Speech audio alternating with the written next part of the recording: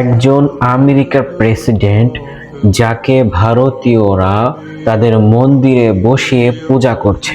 হ্যাঁ, আমি ডোনাল্ড ট্রাম্পের কথা বলছি। যাকে তারা দেবতা মানছে, তাকে তারা তাদের মন্দিরে বসিয়ে পূজা করছে, অথচ তাকে নিয়ে বিভিন্ন সময়ে বিভিন্ন ধরনের সব বিতর্ক রয়েছে।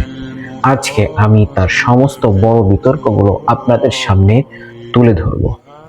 ভারতের কিছু জায়গা আছে যে জায়গাগুলোতে ট্রাম্পের মূর্তি বানিয়ে পূজা করা হচ্ছে। ভারতীয়রা মনে করছে যে ট্রাম্প অনেক শক্তিশালী একজন নেতা, যার কারণে তার মাধ্যমে মানুষ বেঁচে থাকবে এবং রাজনৈতিকরা ভাবছেন তাদের রাজত্ব টিকিয়ে রাখবে ট্রাম্প।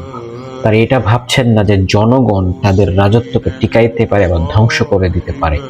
কেউ বা আবার ভাবে যে ট্রাম্পের মাধ্যমে তাকে তাদের দেবতা পাঠিয়েছে তাদেরকে হেফাজত করার জন্য। তার যে সমস্ত ইসলাম বিরোধী বিদ্বেষ আছে, মুসলমানদেরকে নিয়ে যে ব্যঙ্গ করে বা বিভিন্ন ধরনের রাজনৈতিক ব্যক্তিবর্গকে নিয়ে ব্যঙ্গ করে, তাদের এই বিষয়গুলো তাদের কাছে পছন্দ হয়েছে এবং তারা ভাবছে যে ট্রাম্পই তাদের ক্ষমতার উৎস। 2017 সালে ট্রাম্প মুসলিম ব্যান করে দেয়। মানে হলো তার দেশে মুসলমান প্রবেশ করতে পারবে না। মুসলিম সে ব্যান করে দেয়, সম্পূর্ণ মুসলমান নিষেধ, তার দেশে মুসলমান প্রবেশ করতে পারবে না। এই কারণে, এই মন্তব্যের কারণে তার সমালোচনা এবং আলোচনা বিশ্বজুড়ে বিস্তার লাভ করে। কারো কাছে সে ভিলেন হয়, আবার কারো কাছে সে হিরো হয়। কারণ কি? কারণ হলো যারা ট্রাম্পকে পছন্দ করে, যারা মুসলমানকে ঘৃণা করে, তাদের কাছে সে হিরো হয়। আর যারা মুসলমানকে ভালোবাসে, মুসলমানকে ট্রাস্টেড করে, বিশ্বাস করে, তাদের কাছে সে ভিলেন হয়ে যায়। তাকে তারা পছন্দ করে না। তার দীর্ঘ রাজনীতি বয়সে সময়ের ভিতরে সে প্রতিশ্রুতি দেয়। সবচেয়ে বড় প্রতিশ্রুতি হচ্ছে সে মেক্সিকোর সাথে দেওয়াল বানানোর জন্য একটা প্রতিশ্রুতি দেয়। তার এই প্রতিশ্রুতিকে তাদের দলের সমর্থকরা বলে যে এটা দরকার রয়েছে দেশের নিরাপত্তার ক্ষেত্রে, আর বিরোধী দলের নেতারা বলে যে এটা দরকার নাই, আমরা এটা করতে দেব না। যার কারণে সে তুমুল পরিমাণে বিতর্কিত হয়। 2021 সালের 6 জানুয়ারি আমেরিকার ইতিহাসে একটি কালো দিন, যেই দিনে ট্রাম্পের সমর্থকরা পার্লামেন্টে সরাসরি হামলা চালায়।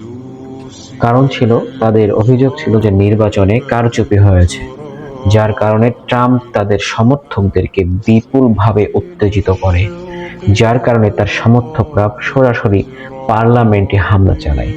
ভারতে মূলত কট্টরপন্থী ডানপন্থী, যেমন হিন্দু সেনা বলে একটি সংগঠন রয়েছে, তারা ট্রাম্পকে পূজা করে থাকে। তারা মনে করে ট্রাম্প নাকি মানবতার ফেরিওয়ালা, মানুষকে রক্ষা করার জন্য তাদের দেবতা তাকে পাঠিয়েছে, এটা তারা মনে করে। এটা কতটা যুক্তিসঙ্গত, এটা আমরা একটু খুঁজে দেখব। তাদের ভিতর থেকে একজন ব্যক্তি ট্রাম্পকে স্বপ্নে দেখে এবং স্বপ্নে দেখার পর থেকে সে ট্রাম্পকে পূজা করা শুরু করে। বিশেষ করে যারা নরেন্দ্র মোদীর ভক্ত, তারাই ট্রাম্পের পূজা বেশি করে। কারণ তারা মনে করে যে যদি তাদের এই বিজেপি সরকারকে টিকিয়ে রাখতে হয়, তবে ট্রাম্পকে দরকার রয়েছে। ট্রাম্পই পারবে তাদের সরকারকে টিকিয়ে রাখতে। যদি ট্রাম্প তাদের পক্ষে না থাকে, তাহলে তাদের সরকারকে কেউ টিকিয়ে রাখতে পারবে না। আজকের এই ভিডিওটা যারা দেখছেন, তাদের কাছে আমি একটা প্রশ্ন ছুড়ে দিতে চাই, যে মানুষটা এতগুলো মানুষদেরকে হত্যা করালো, যে মানুষটা ইসরায়েলকে উস্কিয়ে ফিলিস্তিনের মা বোনদেরকে হত্যা করালো, ফিলিস্তিনের মা বোনরা যেখানে তারা ঈদের নামাজ আদায় করতে পারে নাই, তাদের মুসলমান হওয়ার কারণে তাদের সবকিছু ধ্বংস করে